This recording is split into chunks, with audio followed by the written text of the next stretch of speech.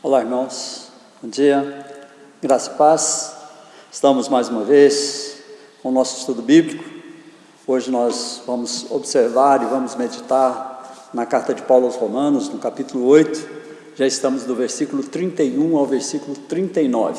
Meu convite é que você abra a sua Bíblia para que nós possamos entender o que Paulo nos diz a respeito do insuperável amor de Deus. Paulo está nesse texto falando sobre o insuperável amor de Deus. Romanos capítulo 8, versículo 31, 39, te desejo um bom estudo e que nós possamos caminhar aprendendo do Senhor todos os dias. Vamos orar? Senhor Deus Todo-Poderoso, que a Tua graça e a Tua misericórdia nos ensine, que o Teu amor e que a profunda gratidão, ó Deus, encha o nosso coração pela salvação em Cristo Jesus. Nós sejamos gratos, ó Deus, por cada dia da nossa vida, por cada experiência que temos com o Senhor e com os nossos irmãos. O Senhor nos abençoe, ó Deus, como igreja do Senhor em todo o mundo, nos dando instrução da Tua palavra, que nós possamos, ó Deus, entendê-la e trazê-la para o nosso coração de tal forma, que deixemos, ó Deus, de ser apenas ouvintes, apenas leitores da Tua palavra, e passemos a ser, ó Deus, praticantes, atuantes, ó Deus, nesse mundo de tão tenebroso tempo, e sejamos, ó Deus, luz para o mundo, sejamos sal para essa terra. Que o Senhor nos abençoe, que o Senhor nos guarde no ensino da Tua palavra, em nome de Jesus, amém e amém. Então abramos a nossa Bíblia, Romanos capítulo 8, a partir do versículo 31. Romanos capítulo 8, a partir do versículo 31, até o versículo 39, diz assim a palavra do Senhor: que diremos, pois, à vista dessas coisas? Se Deus é por nós, quem será contra nós? Aquele que não poupou seu próprio filho, antes por todos nós o entregou, porventura não nos dará graciosamente com ele todas as coisas? Quem intentará acusação contra os eleitos de Deus? É Deus que nos justifica. Quem os condenará? É Cristo Jesus quem morreu, ou antes quem ressuscitou, o qual está à direita de Deus e também intercede por nós. Quem nos separará do amor de Cristo? Será tribulação, ou angústia, ou perseguição, ou fome, ou nudez, ou perigo, ou espada? Como está escrito: por amor de Ti somos entregues à morte o dia todo, fomos considerados como ovelhas para o matadouro. Em todas essas coisas, porém, somos mais que vencedores por meio daquele que nos amou. Porque eu estou bem certo de que nem a morte, nem a vida, nem os anjos, nem os principados, nem as coisas do presente, nem do porvir, nem os poderes, nem a altura, nem a profundidade, nem qualquer outra criatura poderá separar-nos do amor de Deus que está em Cristo Jesus, o nosso Senhor. Assim Paulo encerra o capítulo 8, falando sobre o insuperável amor de Deus. Esse amor extremo, esse amor que não deixa margem para qualquer dúvida. Irmãos, eu quero começar esse nosso estudo dizendo o seguinte: muitas passagens bíblicas nos levam a perceber que Deus nos ama de maneira incompreensível. Quando olhamos para João 3,16, temos uma explicação sucinta a respeito desse grande amor. Porque Deus amou o mundo de tal maneira que deu seu Filho unigênito para que todo aquele que nele crê não pereça, mas tenha vida eterna. Nesses versículos Paulo faz uma poesia, de forma poética que ele diz isso, mas ele nos leva à necessidade de colocarmos nessa certeza de amor uma confiança de entrega de nossa vida ao Pai. É nessa confiança no amor de Deus, na suficiência do grande amor de Deus, que nós precisamos aprender a entregar nossa vida ao nosso Pai. É uma das passagens mais ternas, mais amáveis da palavra de Deus. Uma passagem que nos enche de confiança, de certeza da presença de Deus conosco, do Emanuel que nos livra e que nos ama. Não há um ser humano, irmãos, na face da terra, que escape do amor de Deus, nem que ele queira. O amor de Deus é um amor de criação, é um amor de proteção, é um amor de manutenção da vida. O amor de Deus é um amor manifestado através do tempo e foi manifestado para sempre, irmãos. Eu quero estudar esse texto com os irmãos, olhando versículo a versículo, a respeito daquilo que Paulo nos ensina a ver nessa passagem. O primeiro versículo é o versículo 31, que diz assim: que diremos, pois, à vista dessas coisas? Se Deus é por nós, quem será contra nós? Paulo está fazendo aqui uma volta ao seu pensamento, a todas as verdades que ele trouxe antes, nesse capítulo 8. Que diremos, pois? Pois está nos levando de volta ao que ele falou no capítulo 8. A verdade do capítulo 8, da explanação de Paulo, que ele começa a falar no capítulo 8, ele diz que não há mais condenação para aquele que está em Cristo. Aquele que está em Cristo foi libertado do poder do pecado para sempre. O que ele não pode fazer por si mesmo, Deus fez, enviando Jesus Cristo à terra, pagando o preço da inimizade nossa com Deus, remindo o pecador arrependido. Também no capítulo 8, Paulo fala que o crente é filho e herdeiro de Deus com Cristo Jesus. Foi adotado da maneira mais completa na família de Deus, de forma que Deus agora nos trata como seus filhos. Também vimos no ensino de Paulo, no capítulo 8, que o crente se conforma com Cristo, nos sofrimentos do presente e nas glórias do porvir. Que o crente tem em seu favor a intercessão contínua do Espírito Santo, que passou a habitar, que selou esse crente, e conta com a intercessão de Cristo, que está à direita do Pai. É um privilégio muito grande. Nós somos privilegiados, irmãos. É isso que Paulo está dizendo. E aí ele pergunta: o que diremos, pois, à vista dessas coisas? Se Deus fez tudo isso por nós, se Deus é o poderoso e é o eterno, quem pode obter vitórias contra nós? Quem será contra nós? Nós não estamos firmados em nossa própria força, irmãos, mas na força daquele que fez tudo isso por nós, e que é poderoso para jamais ser derrotado por qualquer coisa em todas as suas decisões a respeito de seus filhos e a respeito de qualquer coisa. Paulo está aqui nos convidando a olhar para o que Deus já fez e enxergarmos o livramento diante de qualquer obstáculo que se faça presente na nossa vida. Você consegue, irmão, olhando para o que Paulo nos ensinou nos versículos anteriores, imaginar-se desprotegido? Você tem esse sentimento de estar desprotegido, de estar sozinho, de estar abandonado? Paulo diz que o Deus que fez tudo isso por nós, nos libertou, nos adotou, deu-nos o Espírito Santo, continua intercedendo por nós, não há possibilidade de nos sentirmos desprotegidos, irmãos. O que a Bíblia nos ensina é a não ter medo de nada, quando a nossa fortaleza está em Cristo, pois Ele nos levará até o céu. Não precisamos de medo excessivo de todas as coisas. Então, se você entendeu todas as outras coisas do capítulo 8, se você viu nelas, nas coisas do capítulo 8, os ensinos do capítulo 8, que Deus é por você, como você pode ter a impressão de que algo possa te derrotar? Irmãos, nada pode ser contra nós. Se Deus é por nós, esse Deus maravilhoso, poderoso, Criador, mantenedor de todas as coisas, é por nós, está do nosso lado, quem será contra nós, irmãos?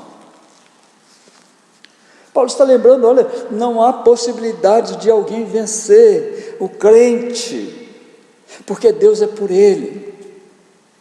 As coisas podem estar difíceis, podem vir complicadas, mas não há possibilidade de sermos vencidos, porque Deus é por nós, se é que eu confio nele para a minha proteção. Aí no versículo 32 ele diz o seguinte: aquele que não poupou seu próprio filho, antes por todos nós o entregou, porventura não nos dará graciosamente com ele todas as coisas? Versículo 32, Paulo está lembrando aos irmãos de Roma que Deus não poupou a Cristo, o seu unigênito Filho, e o entregou à morte como sacrifício pelo nosso pecado. Jesus, como Filho, é o maior bem que o Pai possui. E diversas vezes Deus disse: esse é o meu Filho amado, em quem me comprazo, em quem tenho prazer. Jesus é o maior bem que o Pai possui. Portanto, o que significaria para Deus as demais coisas? Se Ele nos entrega o mais precioso, como Ele nos negaria as coisas ordinárias da vida? É preciso ter confiança, irmãos, em que Deus já nos deu o mais precioso. E com o mais precioso Ele nos dá todas as outras coisas, diz Paulo. Aqui, irmãos, para que os irmãos de Roma entendam o que quer dizer, Paulo usa o Antigo Testamento na parte em que Abraão entrega Isaque para ser morto. Gênesis capítulo 22, 16, Deus diz a Abraão: não me negaste o teu único filho. E nós devemos dizer a Deus: o Senhor não nos negou o seu único filho. Paulo diz que Deus não nos negou o seu próprio filho. Essa é a garantia do eterno amor de Deus. Com Cristo, Deus nos propicia acesso a todas as outras coisas dessa vida e da vida eterna, irmãos. É isso que Paulo está dizendo: vocês têm tudo, nessa e na outra vida. Aqui é como se Paulo dissesse à igreja de Roma: pense no maior exemplo de lealdade do homem a Deus. A lealdade de Deus a nós é semelhante a essa. Exatamente como Abraão foi tão leal a Deus, que esteve disposto a sacrificar a sua possessão mais querida por causa de Deus, assim Deus é tão leal aos homens, que está disposto a sacrificar o seu próprio filho por eles, e assim nós podemos confiar. É um bálsamo sobre a nossa vida. Se Deus é por nós, quem será contra nós? Se Deus nos deu o seu Filho unigênito, o que Ele vai nos negar, irmãos? No versículo 33 ele continua assim: quem intentará acusação contra os eleitos de Deus? É Deus quem os justifica. Paulo traz à compreensão daqueles irmãos a qualidade, a extensividade da doutrina da justificação. O homem, uma vez justificado mediante o sangue de Cristo, está justificado para sempre por causa da grandeza daquele que justifica, do Pai. Não é por sua causa, é por causa do Pai. O homem salvo é salvo eternamente por causa da garantia de que essa salvação foi feita por Deus, e nada do que Deus faz pode ser frustrado. Deus não é homem para que se arrependa. É Deus, irmãos, que absolve os homens. Essa é a declaração. Se Deus nos absolveu, quem pode nos condenar? Se o homem foi absolvido por Deus, então está a salvo de qualquer outra condenação. E quantas vezes, irmãos, nós aceitamos a acusação de homens, de pessoas tão falhas como nós, que estão com a sua vida completamente perdida às vezes, que erram tanto quanto erramos, mas nós aceitamos essas acusações, baixamos a nossa cabeça, nos entristecemos, perdemos a vontade de viver, perdemos a alegria da salvação em Cristo, perdemos a alegria da casa do Senhor.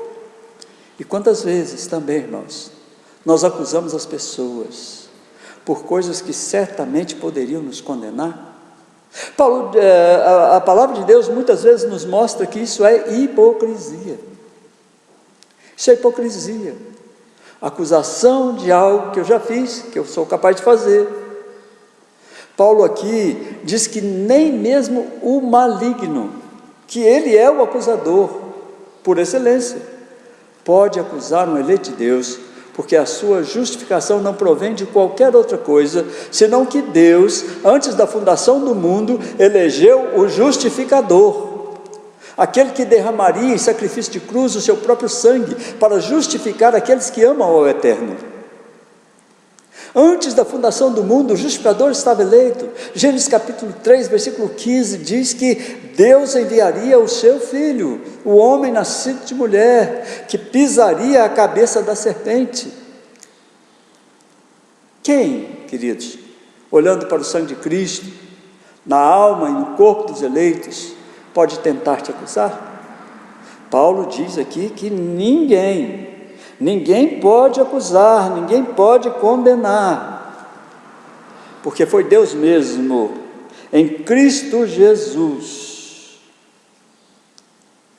que nos salvou, que nos justificou. Versículo 34, Paulo diz o seguinte: quem os condenará? É Cristo Jesus quem morreu, ou antes quem ressuscitou, o qual está à direita de Deus e também intercede por nós. Além da impossibilidade de os eleitos serem acusados, como Paulo nos ensina no versículo 33, no versículo 34 ele nos diz que é impossível nos condenar.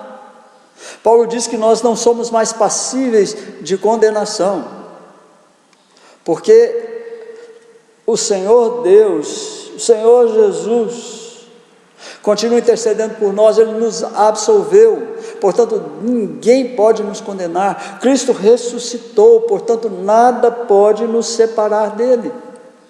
Deus nos absolveu, irmãos, fomos absolvidos por Deus, recebemos o perdão dos nossos pecados. Que tal mudar a nossa vida?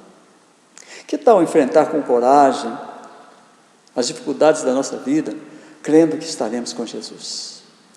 Quem, pois, pode levantar juízo contra nós e nos condenar? A resposta é que o juiz de todos os homens é o Senhor Jesus Cristo. Ele é o único que tem direito a condenar, mas longe de condenar, olha o que a palavra diz, Ele está sentado à mão direita de Deus, intercede por nós e portanto nós estamos seguros. Se o único que poderia nos condenar intercede por nós, irmãos, como eu vou aceitar a condenação de outra pessoa? Nós somos lavados, remidos, podemos ter feito coisas horríveis na nossa vida, nenhum de nós está livre disso, mas de agora para frente, a partir do momento em que eu confesso esse Senhor Jesus como meu Salvador, eu não posso mais ser nem acusado, nem condenado. Pode ser que no versículo 34, Paulo esteja fazendo algo maravilhoso. Vejamos o que diz de Jesus. Ele diz 4 coisas a respeito de Jesus aqui. Ele diz que Jesus morreu, ele diz que Jesus ressuscitou, ele diz que Ele está à mão direita de Deus, e diz que ali Ele intercede por nós, advoga por nós. Interessante que nós, quando olhamos o credo dos apóstolos, o credo mais primitivo da igreja, e que ainda é a essência de todos os credos cristãos, ele diz o seguinte: foi crucificado, morto e sepultado, ao terceiro dia ressuscitou dentre os mortos, está sentado à direita de Deus, de onde virá para julgar os vivos e os mortos. Quando nós olhamos para o credo apostólico, o quadro que Jesus voltará para ser o juiz dos vivos e dos mortos. Em Paulo, aqui nesse texto, o quadro é que Jesus está à mão direita de Deus para interceder por nós, advogando a nossa causa. Olha lá o credo: Ele foi crucificado, foi morto e sepultado. Paulo diz que Ele foi morto, que Ele ressuscitou, que Ele está à direita de Deus, da mesma forma como o credo ensina, só que Ele virá para ser juiz, mas agora Ele intercede por nós, Ele é nosso advogado. Jesus não está à direita do Pai para ser nosso advogado de acusação, Ele não é o promotor de justiça, Ele está ali para ser o defensor da nossa causa, está ali para formular a nossa defesa. Ele não está ali para ser o juiz, está ali para ser o amigo que defende a nossa causa, porque Ele é o pagador da nossa dívida, Ele é aquele que pagou com a sua vida, e por isso Ele tem direito e Ele tem altura para defender a nossa causa. É como se Ele dissesse: Pai, eles são fracos, mas eu morri por causa deles. Versículo 35 e 36 diz o seguinte: quem nos separará do amor de Cristo? Será tribulação, ou angústia, ou perseguição, ou fome, ou nudez, ou espada? Como está escrito: por amor de Ti somos entregues à morte o dia todo, fomos considerados como ovelhas para o matadouro. Diante do poder daquele que nos resgatou, quem pode nos afastar dele? Quem pode tomar você das mãos de Jesus? O que, em algum lugar, em alguma situação, em algum processo, de alguma forma, por algum motivo, tem poder para resgatar o eleito da mão do Salvador? Essa é a pergunta que ele diz: quem nos separará do amor de Deus? O amor de Deus em Cristo Jesus é de salvação, e Cristo nos ama. Em João capítulo 17, Jesus diz claramente que onde Ele estiver, Ele quer que nós estejamos. Quem pode tirar-nos de lá? Será que, como diz aqui Paulo, será que a tribulação pode fazer isso? Quando tudo à nossa volta sugere assim um desamparo por parte de Deus, parece que nós somos esquecidos de Deus, será que isso pode nos separar de Deus? Será que a angústia pode fazer isso? Quando a nossa alma desmaia diante dos sofrimentos, da falta de perspectiva, da falta de alegria, será que isso pode separar-nos de Deus? Será que a perseguição injusta pode fazer isso? Paulo está perguntando, será que é perseguição? Quando nós não entendemos as perseguições sofridas pela verdade que nós esposamos em Cristo, será que isso pode nos separar de Deus? Paulo diz, será que a fome, as necessidades, as impossibilidades podem fazer isso? Quando desamparados nas nossas provisões diárias, será que isso pode nos separar de Deus? Paulo pergunta, será que a nudez, a falta de tudo pode nos separar de Deus? Será que os perigos podem fazer isso? Nossas vidas correm risco sempre, mas será que isso pode nos separar de Deus? Será que a espada da perseguição pode nos separar de Deus? Olha, irmãos, nem a tribulação, nem a angústia, nem a perseguição, nem a fome, nem a nudez, nem os perigos, nem a espada podem nos separar do amor de Jesus Cristo. Embora o mundo se desmorone perante nós, nós ainda podemos ter doces momentos com Cristo Jesus. Os desastres desse mundo, as pandemias desse mundo, não podem separar o homem de Cristo, mas, pelo contrário, irmãos, devemos entender que elas podem nos aproximar ainda mais de Cristo. A tribulação, a angústia, a perseguição, a fome, a nudez, os perigos, a espada, os sofrimentos, as tristezas, precisam fazer com que o nosso coração corra para os braços daquele que nos acalenta, que nos coloca no colo e que faz com que o nosso coração e a nossa alma sejam como o do neném depois de amamentado. No versículo 37, Paulo diz, em todas essas coisas, porém, somos mais que vencedores por meio daquele que nos amou. Nesse versículo ele traz o pensamento sobre a suficiência de Cristo, que torna a pessoa mais que vencedora. Nós não somos mais que vencedores por nós, irmãos, mas somos vencedores por meio daquele que nos amou, Senhor Jesus Cristo. Paulo diz que mesmo passando por todas as situações de desconforto, de sofrimento a que ele se refere no versículo 35, que são reais, são capazes de atingir os eleitos de Deus. É possível que o crente suporte e supere cada um dos desafios, não de maneira extraordinária, irmãos, mas de maneira e de forma exponencial por meio de Cristo Jesus. Porque Ele nos amou, porque Ele se sacrificou por nós, nós podemos ser mais que vencedores. Podemos ter algo a mais do que simplesmente vencer. Podemos vencer e mostrar ao mundo que somos mais do que vencedores por meio de Cristo Jesus. E quando chega os versículos 38 e 39, Paulo diz o seguinte: porque eu estou bem certo de que nem a morte, nem a vida, nem os anjos, nem os principados, nem as coisas do presente, nem do porvir, nem os poderes, nem a altura, nem a profundidade, nem qualquer outra criatura poderá separar-nos do amor de Deus que está em Cristo Jesus, o nosso Senhor. Paulo finaliza o seu ensino a respeito da graça, da misericórdia de Deus, que nos comprou, que nos remiu, que nos juntou sob a poderosa mão de Deus, que nos dá condição de suportarmos e de vencermos todos os desafios da nossa vida aqui, porque os nossos olhos não estão fixos nas circunstâncias dessa vida, mas na vida eterna em Cristo Jesus, quando viveremos para sempre com Ele. Quando nós olhamos o final desses versículos, Paulo diz que essas situações dão a ele a plena certeza de que nada pode nos separar do amor de Cristo, do amor de Deus que está em Cristo Jesus. Os ensinamentos desses versículos devem ser tomados juntos.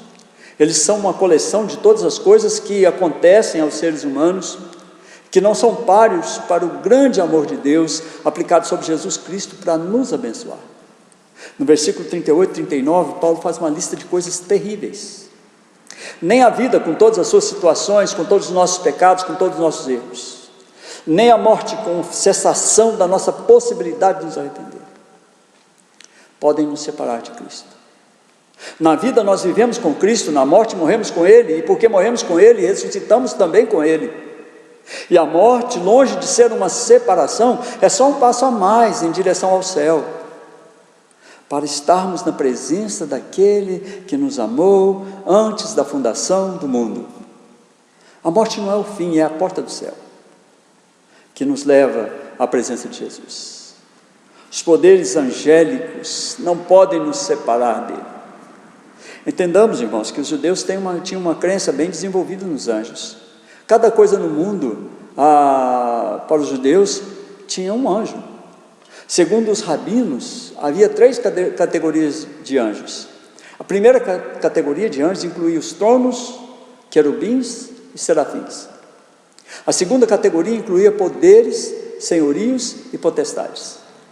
A terceira categoria incluía anjos, arcanjos e principados. Em seus escritos, Paulo fala desses anjos. Olha ali, Efésios capítulo 1, 21, capítulo 3, versículo 10, capítulo 6, versículo 12, Colossenses capítulo 2, versículo 10 a 15, 1 Coríntios capítulo 15, versículo 24. Paulo fala muito sobre esses anjos e sobre esses poderes. Os rabinos, lembremos que Paulo tinha sido um rabino, eles criam que os anjos eram hostis aos homens. Eles tinham a crença de que os anjos se irritaram quando Deus criou os homens. Era como se não tivessem querido compartilhar Deus com mais ninguém, e eles desprezavam o homem por sua criação e sua participação com Deus. Os rabinos tinham uma lenda.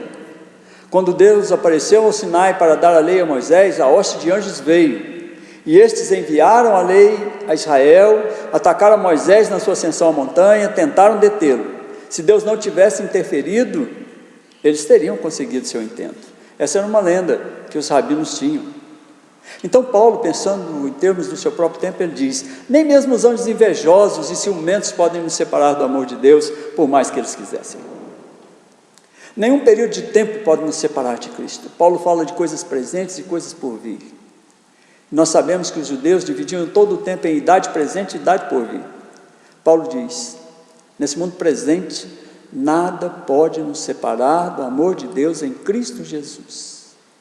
Virá o dia em que esse mundo será destruído e aparecerá um novo tempo. Mas nada importa até então.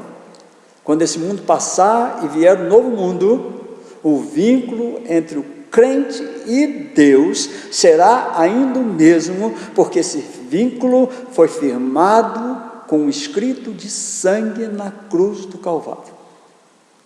Nenhuma influência maligna nos separará de Cristo. Paulo aqui fala sobre altura, fala sobre profundidade, e naquele tempo essas são palavras, são termos astrológicos.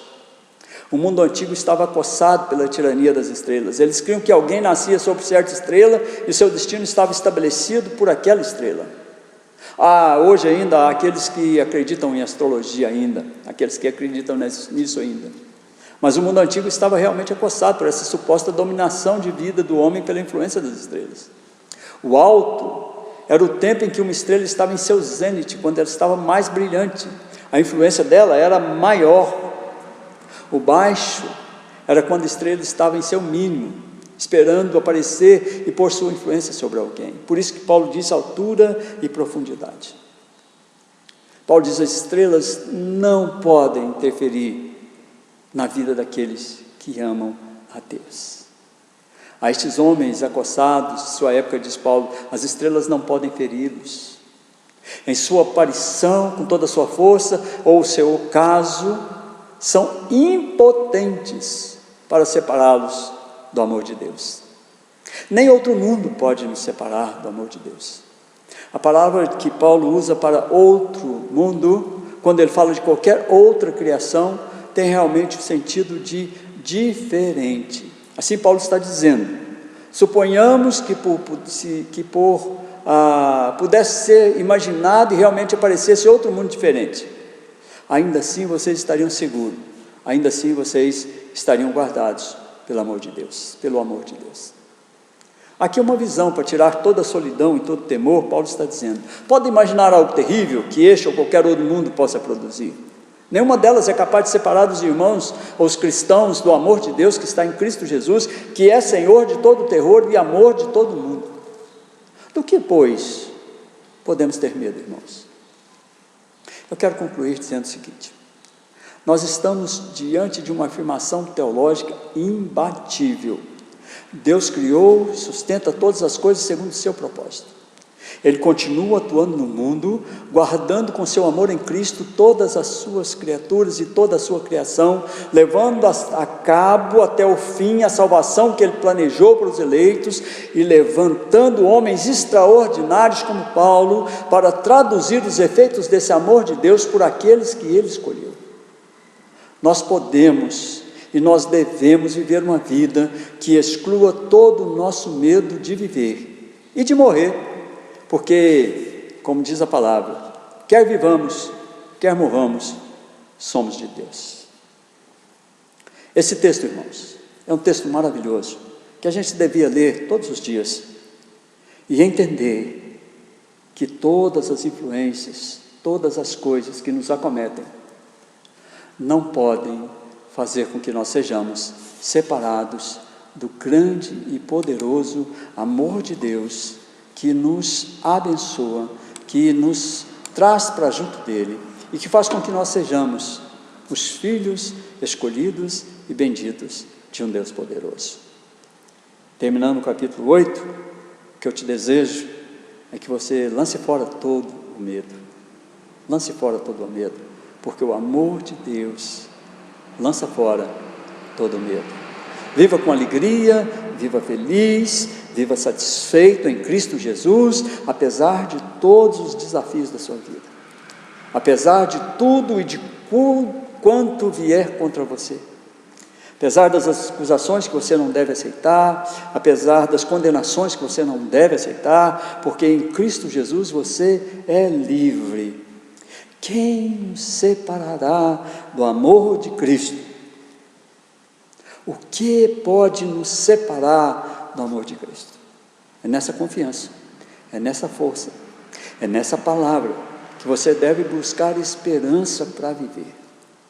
Elas devem dizer a você que você é um amado de Deus, você é um amado do Todo-Poderoso Senhor da história.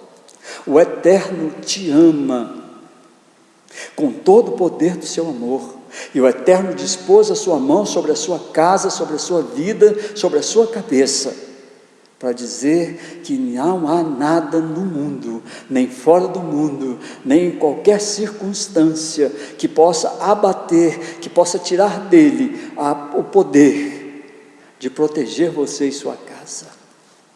Abençoe seus filhos com essa certeza, abençoe seu marido, abençoe sua esposa, abençoe sua família, sua casa, seu trabalho, com essa certeza absoluta que ninguém pode retirar você, nem a sua família, das mãos do Salvador. Deus te abençoe, até o próximo estudo, querendo o Senhor nosso Deus. Fique com Deus, boa semana, quero orar por sua família.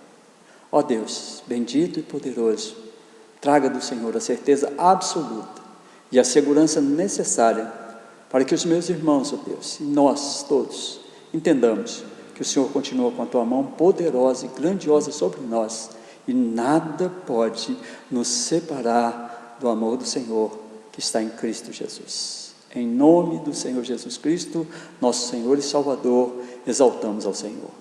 Seja glorificado o teu nome sobre a terra. Amém, amém e amém. Fiquem com Deus, irmãos. Até o próximo estudo, querendo o Senhor.